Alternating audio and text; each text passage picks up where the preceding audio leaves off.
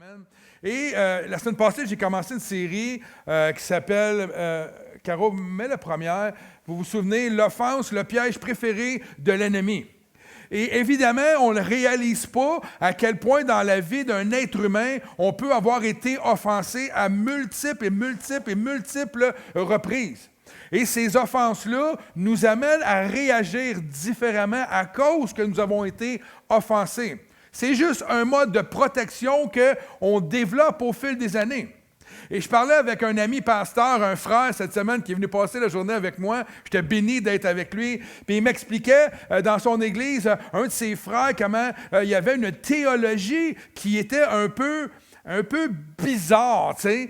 Puis là, en parlant avec lui, je connaissais la personne aussi avec qui il me parlait, puis on a réalisé que sa théologie était quasiment basée sur l'offense qu'il avait vécue au fil des années dans l'Église de Jésus-Christ.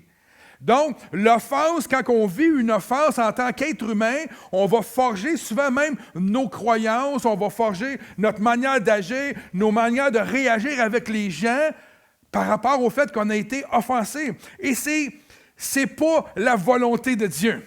Ce matin, quand je vous disais, je sens vraiment que le Seigneur veut nous rendre libres, mais c'est libre en toutes choses. Vivre offensé, c'est vivre comme dans une prison, parce que tu finis jamais par être la personne que Dieu veut que tu sois. Parce que toujours il y a quelque chose que tu retiens, tu ne fais pas confiance à tout le monde, tu vis un peu dans une espèce de... Tu doutes des gens qui t'environnent, tu es toujours en train d'analyser le comportement des gens, parce que quelqu'un d'offensé est toujours facilement offensable. Ce n'est pas un mot, mais c'est un nouveau mot. Hein? Alors, la réalité, c'est qu'on ne veut pas, moi en tout cas, je ne veux pas vivre offensé. J'ai commencé cette semaine, après avoir amené le message de passé, à me faire une petite liste de choses qui m'ont offensé. Et j'ai commencé à mettre ça en prière. Ce que je vous prêche, il faut que je le vive. Amen. Et j'ai commencé cette semaine à mettre en prière les blessures de mes offenses. Seigneur, viens guérir les blessures de mes offenses parce que je veux aller voir les personnes qui m'ont offensé pour leur pardonner. Et ça prend la guérison. Et ce matin, je vous dis ça parce que je crois que l'Église est appelée à une œuvre extraordinaire. Et nous devons être libres de toutes choses afin de pouvoir parcourir le monde pour annoncer l'Évangile qui libère. Nous devons aussi être libres de toutes choses. Amen. Le titre ce matin, c'est « L'obéissance et la foi réduisent au silence l'offense ». Et vous allez voir pourquoi je vous dis ça. Et il y a quelque chose de merveilleux lorsqu'on décide d'aller de l'avant et de mettre notre confiance en Dieu, en sa parole et même dans nos frères et sœurs. J'ai aimé ce que Dominique a dit. Des fois, on ne voit, comme tu as dit tantôt, on ne voit pas. On doit mettre notre foi en Dieu même quand on ne voit pas les choses. Et par rapport à la vie chrétienne, par rapport à tout ce qu'on peut vivre, et une personne offensée, c'est très difficile à guérir. Parce qu'on met ses yeux sur l'offense qu'on a eue, et après ça, on n'avance plus. Alors qu'il faut mettre notre foi en Dieu, en sa parole, et croire que Dieu peut nous rendre libres et que nous pouvons avoir une vie comme Dieu la veut. Amen. C'est ça l'objectif.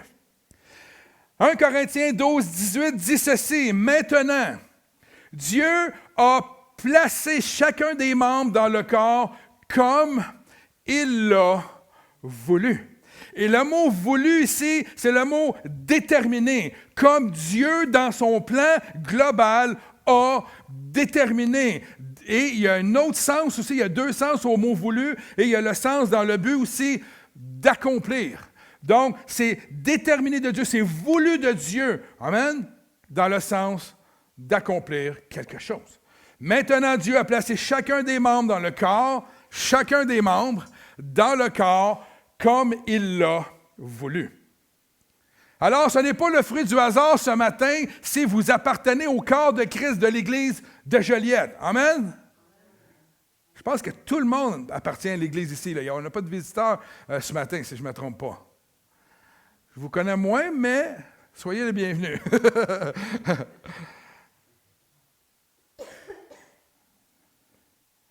Dieu ne nous a pas conduits ici par hasard et Dieu vous conduit ici pour vous établir en tant que membre du corps de Christ, avec vos dons, vos talents, vos forces, il y en a qui sont plus forts que d'autres,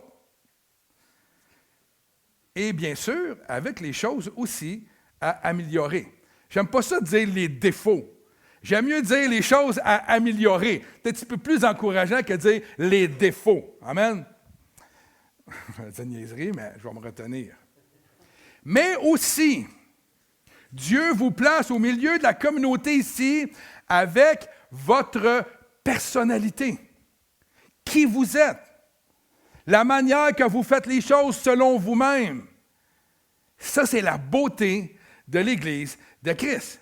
Ainsi, non seulement la diversité ne détruit pas l'unité du corps de Christ, qui est son Église, mais elle est la condition indispensable à la santé du corps de Christ. La diversité que nous avons, c'est la volonté de notre Dieu. Et si vous allez dans une église, vous faites partie d'une confrérie et que dans cela, vous devez tous être pareils, c'est un petit peu spécial. Parce qu'on est tous différents, on a tous été créés différemment, on a tous notre propre ADN, on a tous nos dons, nos talents particuliers, on va le voir, et on sert tous dans le corps de Christ. Il n'y a personne qui est plus important que l'autre. Amen? C'est une bonne nouvelle. Lynn, tu es aussi importante que José. Hein? On est tous importants dans le corps de Christ.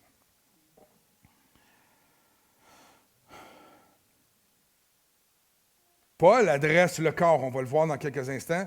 Puis pour lui, il voit le corps de Christ comme un organisme admirable, quelque chose qui est incroyable. Et sans chacun d'entre nous, le corps, au verset 19 du chapitre 2, n'existe pas. Ça prend chacun d'entre nous. D'autres, tu l'as abordé lorsque tu as prêché sur l'Ecclésia, l'Église, à quel point l'importance. On ne peut pas dire « je suis l'Église » si je suis seul.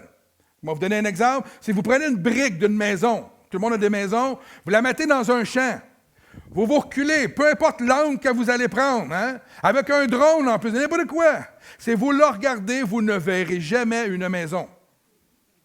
Jamais. Tu as beau te convaincre, la brique a beau dire « je suis de la maison ». Non, non, non. Tu as beau le dire, tu ne seras jamais de maison. C'est le même principe avec l'Église de Christ. Tu ne peux pas être un membre du corps de Christ à l'extérieur du corps. Tu te dois d'être dans le corps pour être le corps. Faire partie du corps de Christ. Tu peux partir en bateau 8 mois par année, mais faire partie du corps de Christ quand même. Hein? Ils sont chanceux. Là. Mais là, ils m'ont dit qu'ils m'amenaient cette année.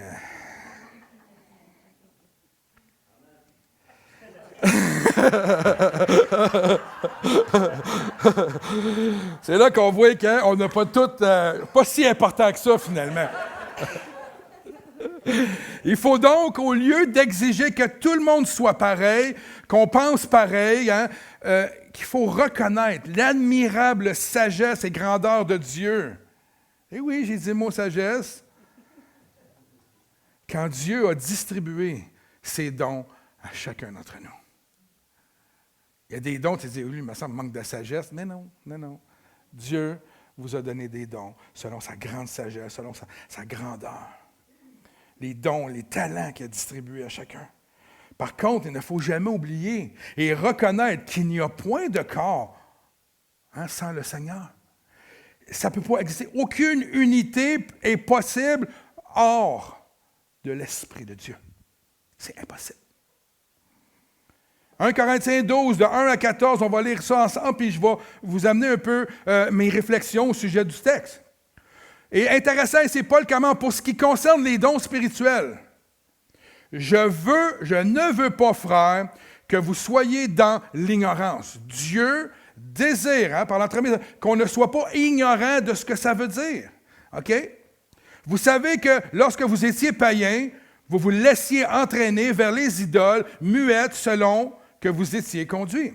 C'est pourquoi je vous déclare que nul, s'il parle par l'Esprit de Dieu, donc si quelqu'un parle par l'Esprit de Dieu, ne dit « Jésus est anathème ».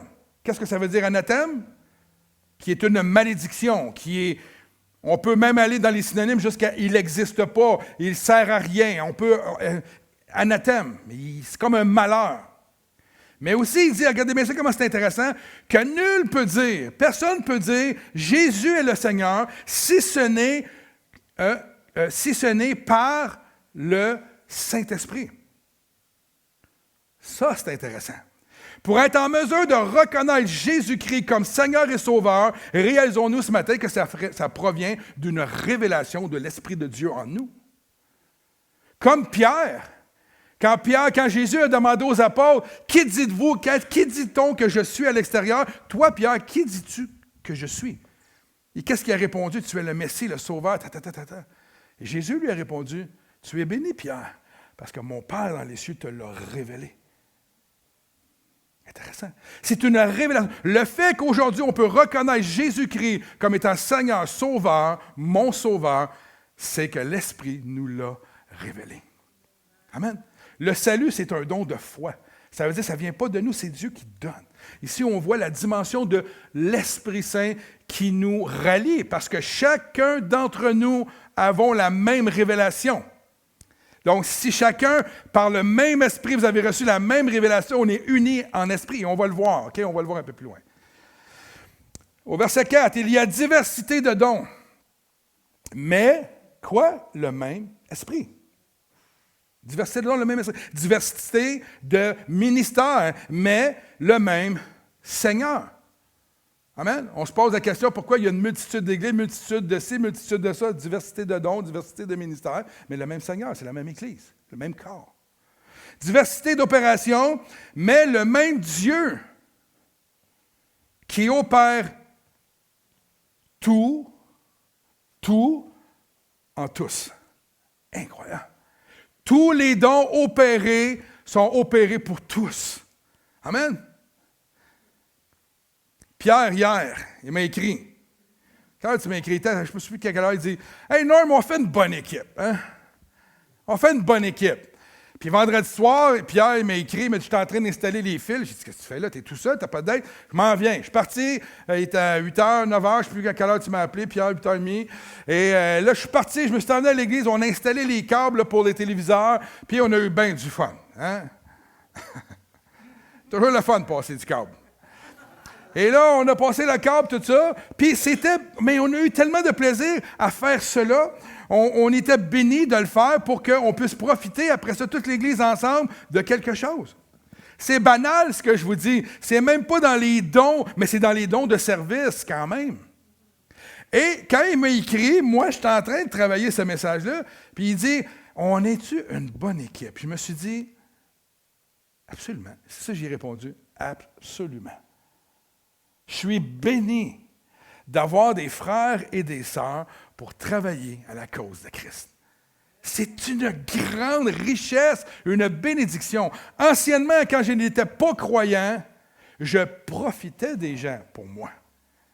Maintenant, je veux que le monde profite de mes services. Pas dans le mauvais sens, mais dans le bon sens. Quand j'étais concierge, il y en a des concierges ici, il y en a qui s'occupent de la bâtisse, là. Nicole, Jean-Paul, André, il est à quelque part caché, j'imagine. Il y a Suzy, il s'occupe de la bâtisse. Moi, j'ai fait ça pendant des années à l'église à Ville-la-Salle, et je me souviens, à un moment donné, je suis rentré un lundi ou un mardi, les toilettes des hommes étaient dégueulasses. Et je me souviens, je lavais la toilette, je me disais, Seigneur, ils sont bien dégueulasses. Puis là, je suis parti à chialer et à critiquer. J'ai dit, ça n'a pas d'allure, Seigneur. Puis le Seigneur m'a juste dit, tu le fais pour qui? Puis là, j'ai dit, ben, oui, je le fais pour toi, mais quand même, il pourra faire attention. Il dit, non, tu le fais pour moi, mais tu le fais pour eux. Puis par la suite, j'ai su que les enfants allaient à la toilette là, le dimanche matin. Tu sais, quand c'était à la toilette, nous autres, on avait 120 enfants à Ville-la-Salle. Fait des petits gars, là, hein, ça fait le pompier. Je ne ferai pas le pompier devant vous, mais ça fait le pompier. Puis il y en avait partout. Puis tu sais, c'est comme ça. Puis aujourd'hui, on a des toilettes en bas juste pour les enfants. Fait que nos toilettes en haut, les adultes restent propres. Fait que s'ils sont pas propres, c'est de votre faute. C'est pas pire quand même, hein?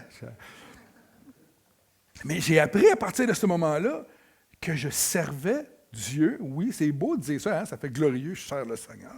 Mais je sers aussi mes frères et mes sœurs.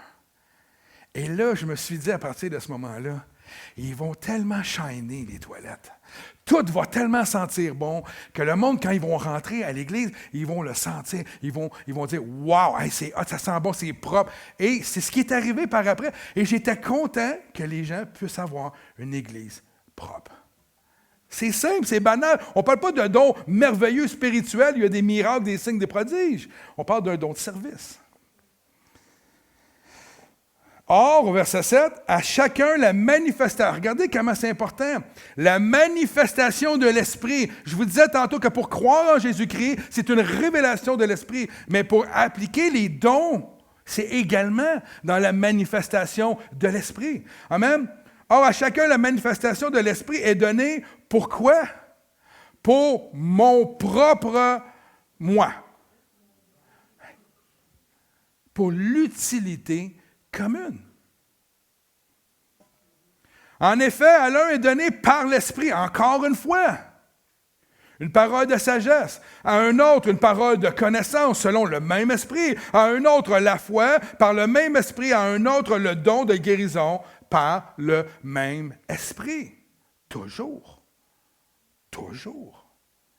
Verset 10, à un autre le don d'opérer des miracles, à un autre la prophétie, à un autre le nom de discernement des esprits, à un autre la diversité des langues, à un autre l'interprétation des langues. Verset 11, un seul et même esprit, et regardez comment c'est vraiment intéressant, opère toutes ces choses, les distribuant à chacun en particulier comme il le veut. Et le mot « veut », comme le mot « voulu » qu'on a vu au désir, c'est comme il le désire. C'est le désir de Dieu. C'est la volonté de Dieu. Et le deuxième sens du mot ici, « veut », est aussi dans le but d'accomplir et de servir. Intéressant. Simple.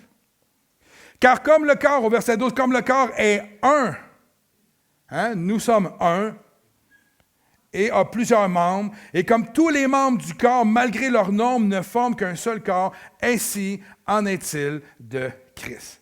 Nous avons tous, en effet, été baptisés dans un seul esprit pour former un seul corps, soit juif, soit grec, soit esclave. On pourrait dire ici, soit Joliétain, c'est quoi là, dans la région ici, soit Mélanie, les Sud Sainte-Mélanie, c'est quoi?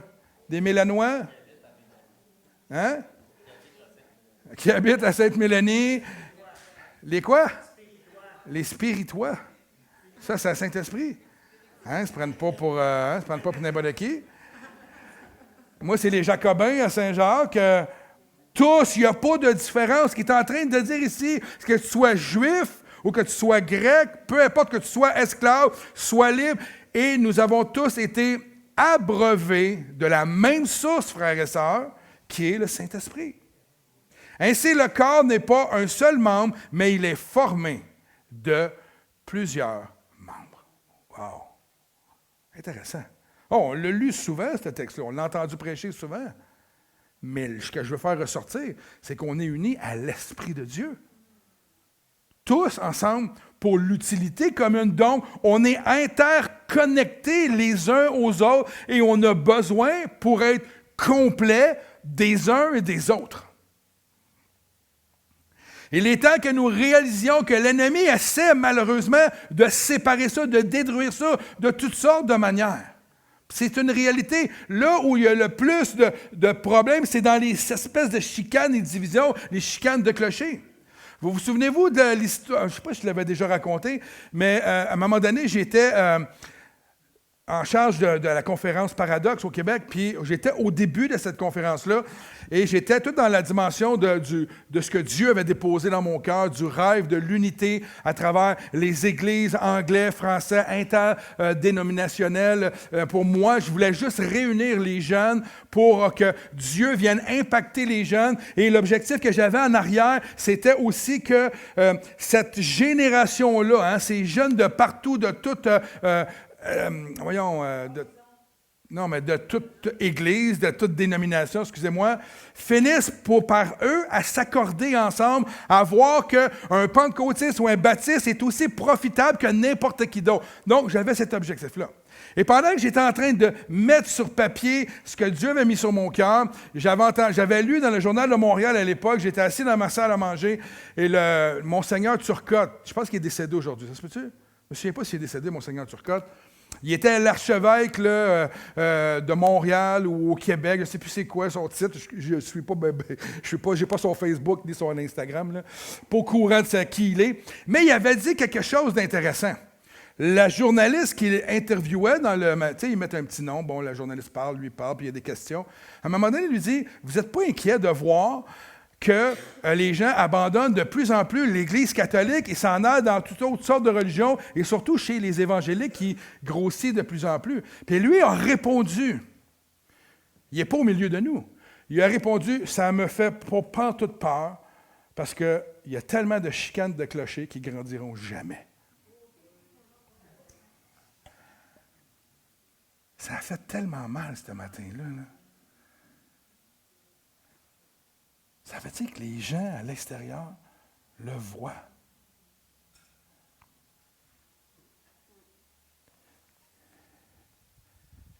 C'est quand même impressionnant. À un moment donné, je parle avec des frères, puis ils vivaient une situation avec quelqu'un dans l'Église, puis dans sa famille, il y a beaucoup de non-chrétiens, puis il racontait tout ce qu'il vivait, les chicanes qu'il y avait avec ces non-chrétiens-là. Puis là, après ça, à un moment donné, un peu plus tard, il me dit, « Je ne comprends pas pourquoi ils ne veulent pas venir à l'Église. » Ben, tu réalises-tu que si tu vas dans un endroit que c'est pas mieux que là où tu es, ça ne te tente pas. En tout cas, pour mon cas, ça ne me tente pas.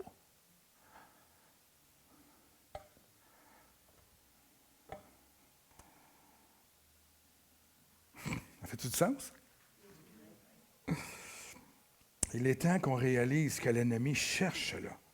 Il utilisera ce que moi j'appelle la force de Dieu, c'est-à-dire nos différences. Il utilisera nos différences que Dieu désire avoir pour nous séparer. C'est pas drôle quand même. Puis nous, au lieu de voir le jeu de l'ennemi, on se laisse parfois, je ne dis pas qu'on est tous dedans, là. Pas en train de dire que l'Église est atroce. Pas vrai. L'Église est merveilleuse. C'est merveilleux, l'Église, sérieusement. Et ça va bien, l'Église Emmanuel. On n'a pas de conflit majeur en ce moment. Ça va bien. Mais le Seigneur dépose ça dans mon cœur pour qu'on comprenne que l'ennemi va utiliser même les choses du royaume pour nous diviser.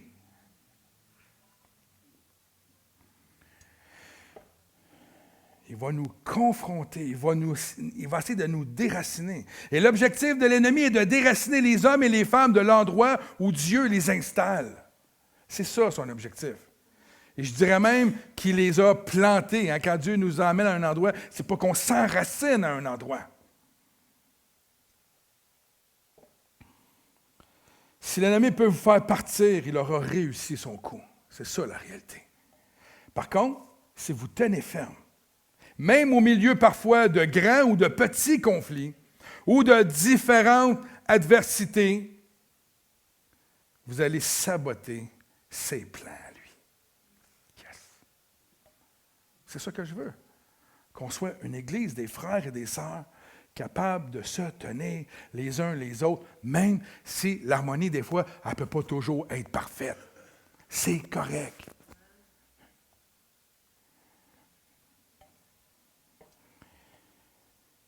Nous prions régulièrement à l'Église Emmanuel, les mardis, peu importe, quand on fait des réunions, les jeûnes et prières, peu importe. pour l'unité du corps afin de développer une fraternité extraordinaire au milieu de nous.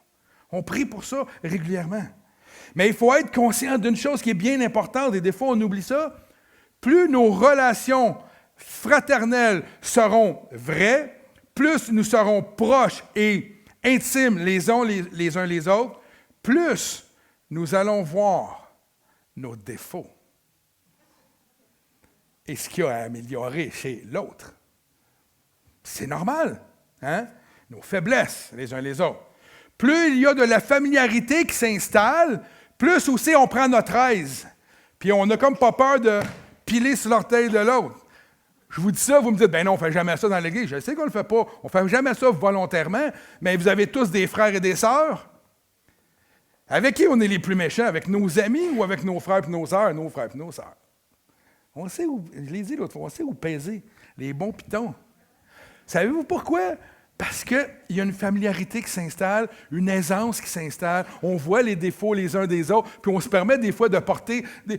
Ah, regarde, savez-vous quoi? C'est correct. Parce que si tu vois un défaut dans l'autre, c'est que tu en as un aussi dans ta vie. On a tous nos défauts, on a tous nos imperfections. Ça fait partie de la game, frères et sœurs. On est dans un corps avec ses faiblesses et ses forces. Et la plus grande force, c'est notre Seigneur Jésus-Christ. Amen. À qui on peut se tourner et demander son aide. Vous connaissez John Bevere, prédicateur américain qui est aussi auteur-compositeur de livres, là, qui a vendu, je pense, je pourrais peut-être dire des millions de livres. Il y a beaucoup de livres à son actif. Un auteur extraordinaire, son épouse Lisa aussi, qui fait un ministère, une femme qui prêche avec beaucoup d'autorité. Lorsqu'ils ont commencé lorsqu'ils sont devenus chrétiens et qu'ils ont commencé à fréquenter leur première église. C'est une histoire que j'ai lue de lui. Il disait que lorsqu'il a commencé à fréquenter l'église, il y avait une relation avec le pasteur comme un peu tout le monde dans l'église. Il n'y avait pas encore d'appel au ministère sur sa vie. Et lorsqu'il était à l'église, dans ses débuts, lorsqu'il fréquentait l'église, il était beaucoup impressionné par le ministère du pasteur. Autant dans la prédication, ses messages l'inspiraient beaucoup, autant dans tout ce qu'il faisait dans son quotidien, dans la vision de l'église, etc., etc. Puis un jour, il est devenu de plus en plus familier avec lui, il a développé une relation fraternelle un peu plus grande, et il a commencé à avoir des petits défauts dans son frère. Ce qui est tout à fait normal. Hein? Si vous vous tenez avec moi, ça se peut que vous voyez mon défaut. Je n'ai juste un. Vous allez voir mes défauts. Ou vous allez voir des choses que, mais je ne pensais pas qu'il était comme ça, normalement, ça, j'aime moins ça de lui, mais c'est correct. On n'est pas appelé à aimer tout de nos amis, tout de nos frères et de nos sœurs. Il y a des choses que je fais, peut-être que moi j'écoute tel style de musique, peut-être que vous autres, c'est pas du tout même de la musique de Dieu. C'est pas. Et ça peut venir un peu dire, je ne pensais pas qu'il était de même, hein? Mais ça passe. Et là, John Bevere, il parle qu'à un moment donné, il a commencé à voir son pasteur comme pas parfait. Puis que là, ses messages ont commencé à être comme un petit peu moins inspirants parce qu'il disait des choses, puis il voyait sa vie, puis il disait, me semble, etc., et ça part. Hein? Puis il ne chialait pas, il ne critiquait pas, il ne parlait pas à personne, mais c'est commencé à grandir en lui, cette dimension-là, jusqu'au jour où quelqu'un a passé à côté de lui et dit, « Hey, le pasteur John, hein, as-tu vu qu'est-ce qu'il fait? » Puis là, il a commencé à critiquer, puis il a fait comme, « Ah oui, hein, c'est vrai. Hein? » Et là, ça part. Et par la suite, il ne voyait plus du tout le pasteur de la même manière. J'aurais pu prendre n'importe quel individu, ça aurait pu être Pierre à la console, n'importe qui, mais là, on parle de l'histoire de John Bevere. Par la suite, un frère de l'Église qui avait un appel au ministère, il a parti de l'Église pour implanter une Église à l'extérieur, puis quand il a su, par le mémering, que son frère n'était pas heureux, bien, il l'a appelé, il dit « Hey, regarde, j'aurais peut-être une place pour toi à l'Église, tu devrais venir ici, tu serais mieux là-bas, on dirait que tu... » Et ils ont décidé, lui et sa femme, de quitter l'Église. S'en aller là-bas pour s'apercevoir au bout de 2-3 mois qu'il n'était pas du tout heureux, qu'il n'allait pas bien, qu'il n'avait pas une meilleure relation avec le pasteur qui l'a appelé pour venir, même que ce n'était pas une relation extraordinaire parce qu'il y avait beaucoup de choses bien, bien différentes. Et pour s'apercevoir que lui et son épouse ne se sentaient pas à leur place là où ils étaient. Alors qu'ils étaient en prière, le Seigneur leur a dit, « Vous êtes partis de là, et ce n'était pas ma volonté. » Ce n'était pas ma volonté. Ce n'était pas ma volonté que vous partiez. À partir de ce moment-là, John et son épouse ont dit, OK, on va retourner à l'église où on était, on va demander pardon, on va faire tout ce qu'on a à faire, on va se rattacher là. Et quand il est retourné là, c'est là qu'il a commencé à sentir que c'était là sa place. Il a commencé à vivre, à revoir le pasteur d'une façon différente et à vivre avec lui, à faire du ministère. Ils se sont rapprochés ensemble, ainsi de suite. Puis de là est venu un ministère, un grand ministère pour cet homme-là de Dieu et son épouse, qui sont impliqués partout dans le monde, qui prêchent à travers les nations, qui écrivent des livres, qui sont des gens extraordinaires. Amen. Il y a un ministère planétaire incroyable. Et c'est pour cela que la semaine passée, je vous ai dit, de votre réaction dépend votre bien-être. Plus nous allons reconnaître que c'est la volonté de Dieu que nous apprenions à nous connaître véritablement, les uns les autres, qu'on apprend à connaître le cœur de notre frère et de notre sœur, plus nous allons être en mesure de vivre ensemble. Plus on développe des liens. Amen. Si c'est la volonté de Dieu que ça soit ainsi, qu'il y ait une diversité de dons, une diversité de couleurs dans l'Église, pourquoi nous, on irait à l'encontre de ça? Amen.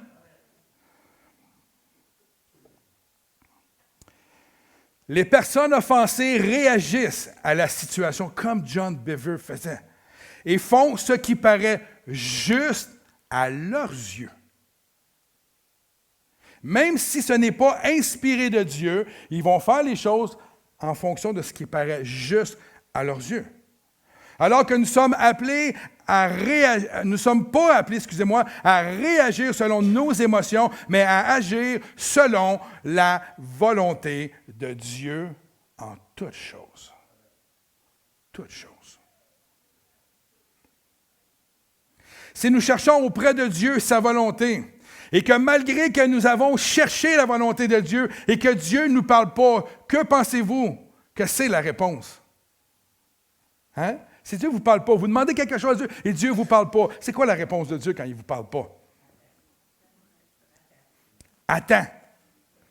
Reste là où tu es. Change rien. Attends que Dieu te parle.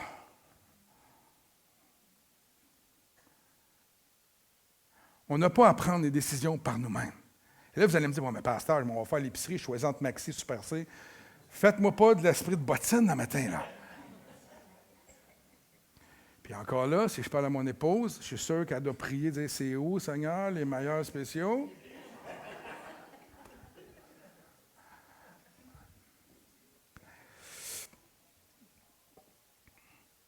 Souvent, frères et sœurs, lorsqu'on vit sous pression, ça peut être dans des conflits, dans des moments, on vit des moments d'inconfort, de difficulté, de conflit, nous cherchons des paroles de Dieu qui nous soulagent et non qui sont de la volonté de Dieu.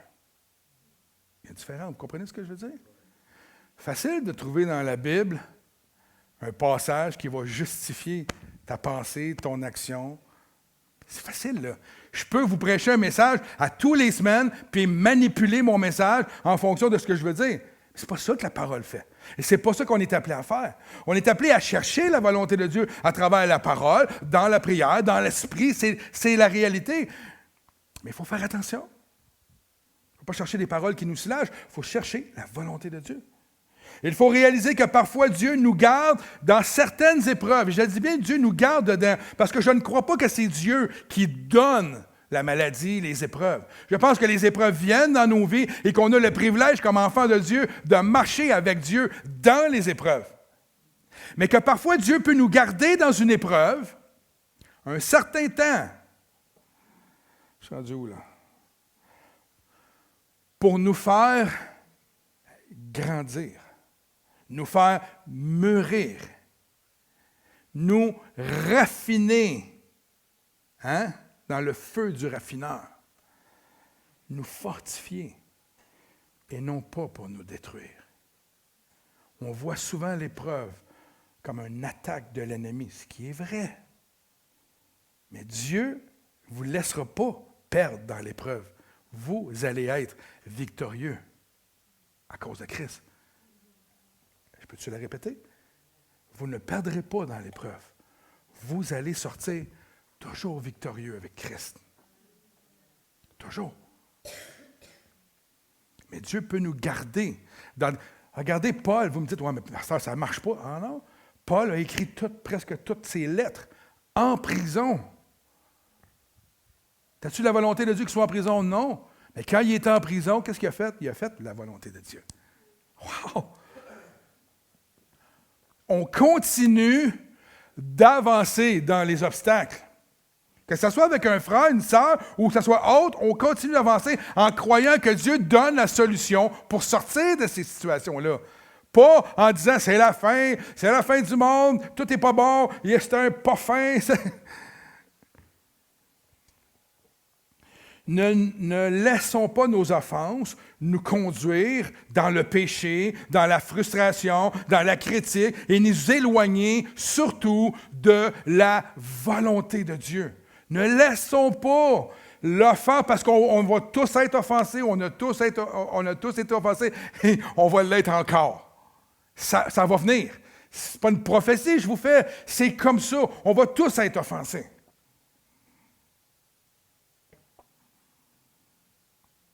Ne nous laissons pas perdre le focus de ce qu'est la volonté de Dieu. Au contraire, l'humilité, le pardon, l'acceptation des différences, l'acceptation des dons qui sont différents, des méthodes de travail différentes. Ils ont eu un comité avec Devis dernièrement, puis là, je parlais avec André, puis il me disait « Hey, c'est pas facile de travailler en comité comme ça, avec une équipe, parce qu'on a tous des opinions différentes. » C'est vrai que c'est pas facile, mais quand il y a un consensus, c'est extraordinaire. C'est vrai. La force d'une équipe dans la différence, ça fait que tu prends des petits bouts de tout, puis là, tu finis par avoir une vision commune. C'est fort, c'est pas brisable. Indestructible. C'est ça que je cherchais.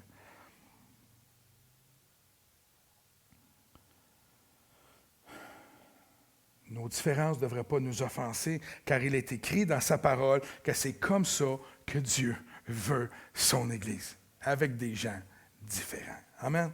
Imaginez si tout le monde était comme des Normands. Je ne vous le souhaite pas. Il est fin, là. Tu parles-tu de moi, là? Hein? Il est fin, mais il a sa personnalité. Il est fonceur.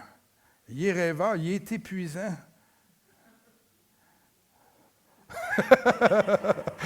Son petit hamster, là, à minuit soir, il n'est pas arrêté, là, lui. Jamais.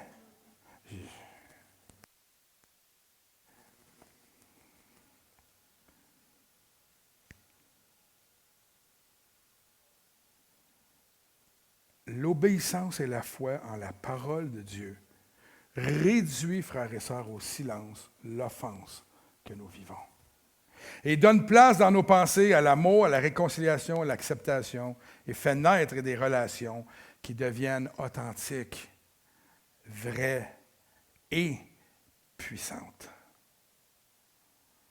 On peut devenir une puissante équipe quand on travaille ensemble. J'ai fait partie de plusieurs équipes de hockey. Il y a des années, on avait les meilleurs joueurs de toute la Ligue au sein de notre formation et on n'a rien gagné cette année-là.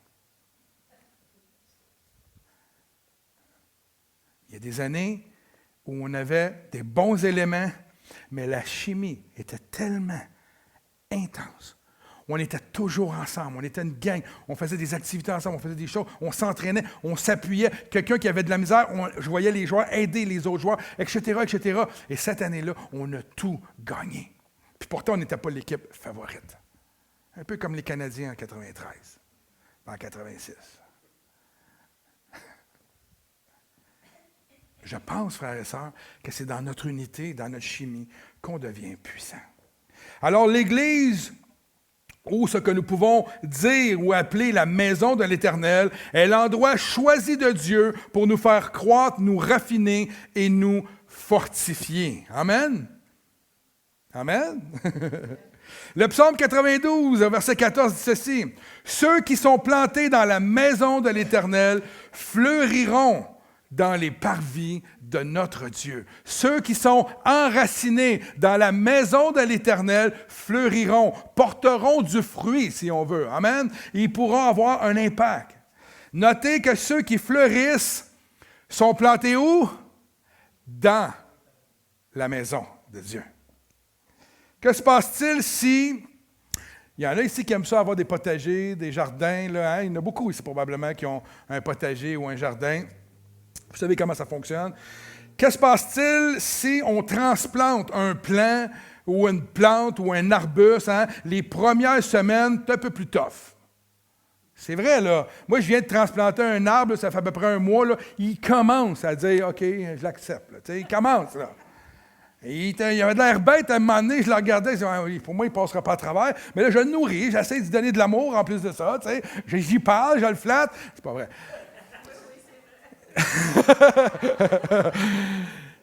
Mais vous connaissez le principe. Mais si vous plantez votre arbre à tous les 3 semaines, tu le déracines, tu le replantes, il commence à faire comme, OK, ça s'en vient, ça s'en vient. Claude, tu le sors. Ah, mais c'est tard. Tu le déracines à tous les 3 semaines. La plupart d'entre vous savent que les racines, à force de faire ça, vont diminuer.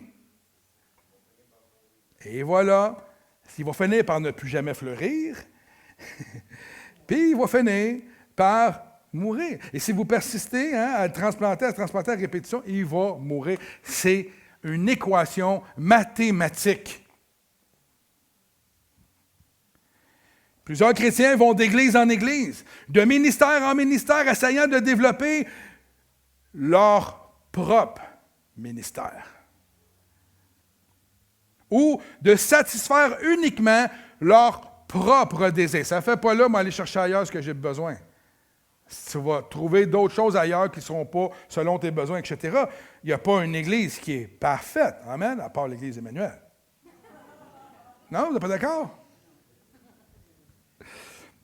Et souvent, la raison de départ des gens et de leur offense est liée au fait que les gens ne sont pas reconnus au sein de leur Église pour eux à leur juste valeur. Right? Mais pour être reconnu, savez-vous quoi? Tu as besoin de t'enraciner. Tu as besoin de porter du fruit. Tu as besoin d'être là. Tu as besoin d'être au service les uns des autres. Et à partir du moment où tu t'enracines à un endroit, à partir du moment où tu sers, à partir du moment où tu développes des liens avec tes frères et tes sœurs, tes racines prennent forme. Et puis là, il peut arriver n'importe quelle tempête, puis tu vas être enraciné. Et tu ne seras plus déraciné à n'importe quelle offense. Si tu changes continuellement d'assemblée, tu ne te sentiras jamais à ta place. Et à force d'être transplanté, tu finiras aussi par mourir. Je suis sûr qu'il y a des noms qui vous viennent en tête. L'illustration de l'arbre, on doit apprendre à ça. Quand un arbre fruitier est planté, il doit faire face, n'importe quel arbre doit faire face à des pluies diluviennes. De temps en temps, on en a eu cette année un peu, hein? Il va faire face à un soleil brûlant, à des vents incroyables, des vents forts. Si le jeune arbre pourrait parler, probablement qu'il dirait « S'il vous plaît, pouvez-vous me mettre à quelque part? Hein? Pouvez-vous me changer de place, s'il vous plaît? » Si le jardinier écoutait l'arbre, ça serait bizarre, là, mais s'il l'écoutait, il lui ferait du mal à faire ce qu'il demande. Les arbres supportent le soleil chaud. Ils supportent les orages. En dirigeant leurs racines, savez-vous où?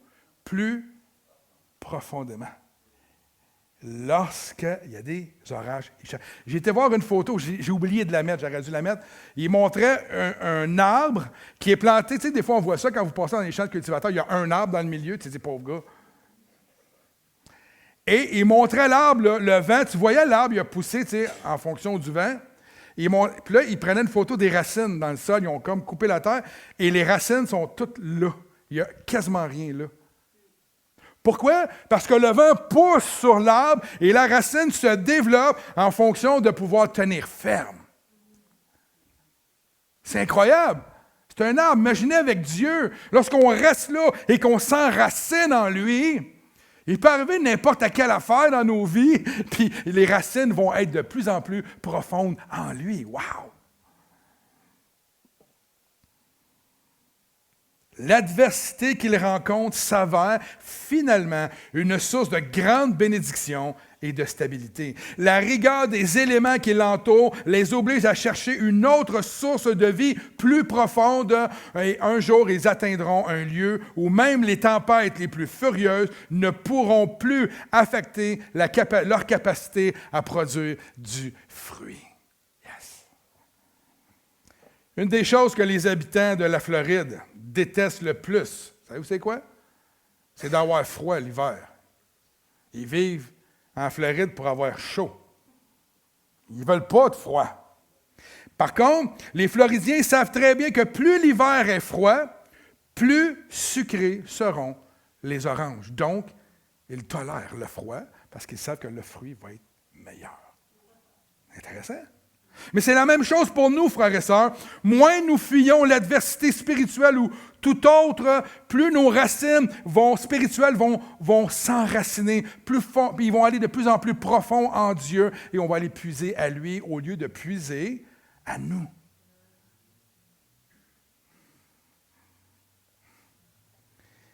Et nos fruits seront plus abondants et plus agréables aux yeux de l'Éternel et pour nos frères et sœurs. Nous deviendrons des arbres plus matures et ferons la joie de notre Seigneur et de nos frères et de nos sœurs. Nous ne devrions pas résister à ce que Dieu laisse en place pour nous faire grandir. On ne devrait pas les fuir. On devrait les affronter. Au hockey, ce que je détestais le plus quand j'étais gardien de but, c'était les pratiques. J'aimais la game. Je voulais jouer, puis je performais bien sous la pression de la game. J'aimais ça. Puis là, les pratiques, je me disais, ça sert à quoi? Je suis déjà bon. Mais c'est comme ça qu'on pense. Ceux qui pensent qu'ils n'ont pas besoin de pratique, c'est ceux qui pensent qu'ils sont bons. Mais je me suis aperçu au fil du temps, en vieillissant, quand j'étais jeune, je pensais un peu de la même, mais en vieillissant, que les pratiques, quand les gardiens de but, on fait on appelle ça des up and down en français. En français, ça serait quoi, des up and down, des en bas, en haut, je ne sais pas comment dire ça. Tu tombes sur tes genoux, tu te lèves. En style papillon, pour ceux qui connaissent le hockey, tu tombes, tu te lèves. Je peux en faire à peu près 500 d'une pratique. Après ça, 500 pads sur le côté. Puis c'est beaucoup. Tu sais, c'est 2 heures de pratique quand tu joues dans l'élite. Puis là, beaucoup de pratique. Après ça, ils mettent des chaudières de puck, puis ils shootent la puck. Tu sors de là, c'est comme tu as joué 3 parties. Ce que ça fait, c'est que ça développe l'endurance. Ça te permet de te perfectionner. Ça te permet de bien te placer. Ça permet de devenir meilleur. Et quand il arrive la vraie partie, tu es prête. Lorsqu'on est entre nous, on est en train de pratiquer l'amitié, la compassion, la grâce, l'amour, le service les uns vers les autres. Et quand vient le moment d'aider son voisin, ça devient pas mal plus facile.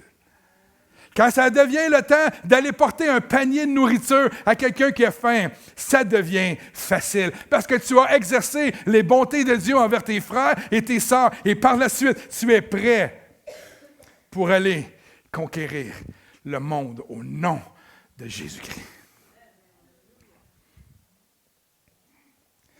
David, sous l'inspiration du Saint-Esprit, va faire un rapprochement entre l'offense et la parole de Dieu, c'est-à-dire la loi de Dieu et notre croissance spirituelle. Et pourquoi je vais vous parler de ça? Parce que parler de la loi et de l'obéissance à la parole, parce que le vivre ensemble passe par une compréhension des Écritures premièrement.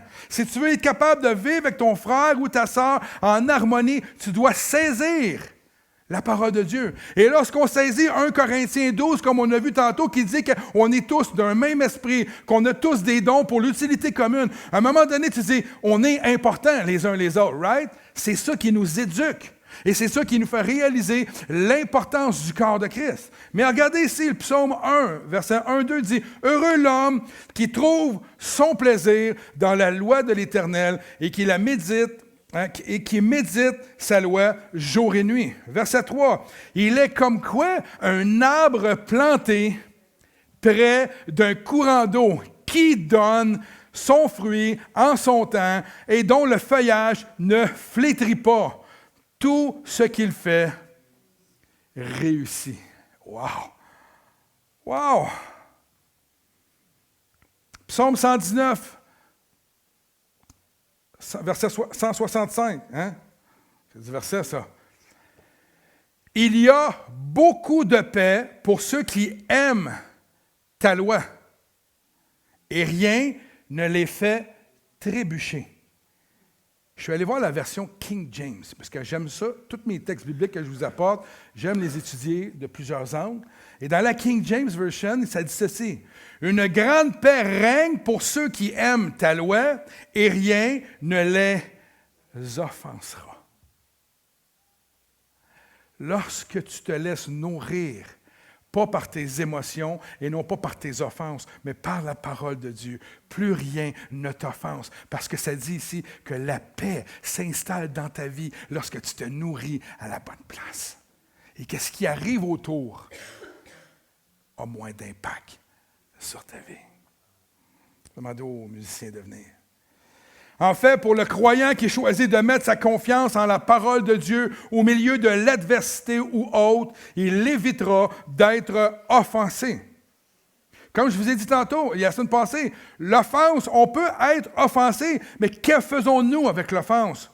La prenons-nous, la consommons-nous ou nous la rejetons et que nous laissons ça entre les mains de Dieu? Un frère, une sœur, un patron, n'importe qui t'offense, tu dis au Seigneur, Seigneur, occupe-toi de ça.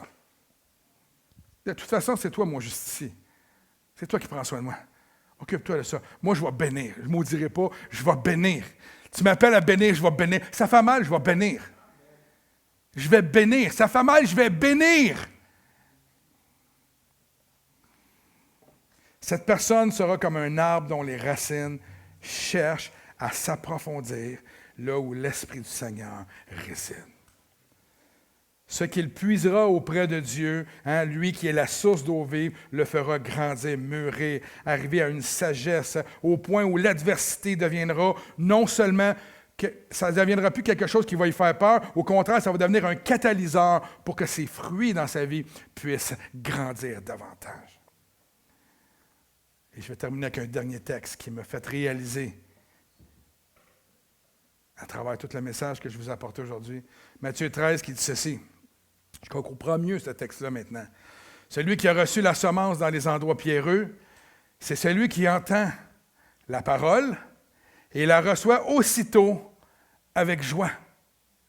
Il entend la parole, il est excité, il est content, il la reçoit avec joie. Mais il n'a pas de racine en lui-même, il manque de persistance, et dès que survient une tribulation ou une persécution à cause de la parole, il y trouve une occasion de chute.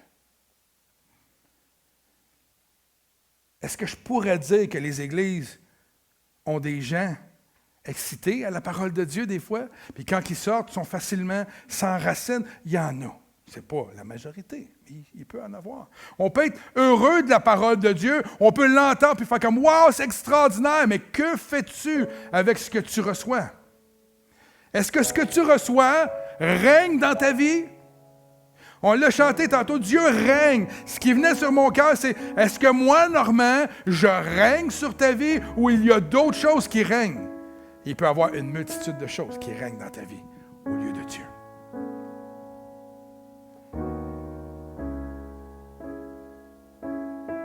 Alors, notre obéissance, notre foi et notre confiance en la parole de Dieu nous conduit, frères et sœurs, à vaincre l'offense. Et nous permet, par le fait même, de vivre pleinement la vie et l'appel que Dieu met sur nos vies. Si le pasteur John Bevere n'avait pas entendu Dieu lui dire « Tu as fait le mauvais choix, mon fils », est-ce qu'il serait là où il est aujourd'hui? On peut le dire. Mais lorsqu'il est revenu à la maison, lorsqu'il a réalisé qu'il n'avait pas fait la volonté de Dieu, Dieu l'a béni. Alors, frères et sœurs, l'offense, sujet super facile à prêcher. Je pense que Dieu voulait qu'on entende cela pour qu'on soit libre, entièrement libre, qu'on puisse être des enfants de Dieu, des enfants de lumière, dignes de ce nom, et d'aller devant lui et de déposer à la croix ce qui règne autre que lui dans nos vies. Amen. Je pense que Dieu, on est dans une transformation en ce moment, forte, mais ça va aller de gloire en gloire. Et tout enfant de Dieu qui désirera dans son cœur s'approcher davantage de Dieu et le laisser régner. Vous savez quoi? Au début, ça va faire mal. Mais par la suite, lorsque l'émondeur passe et qu'il émonde le petit arbuste ou l'arbre à fruits, au début, il n'a plus. Mais à un moment donné, ça se met à produire de plus gros fruits. Hein? La vigne augmente, tout augmente. Laissez Dieu vous nettoyer, si on veut, vous rendre libre, vous émonder. Fermez vos yeux quelques instants.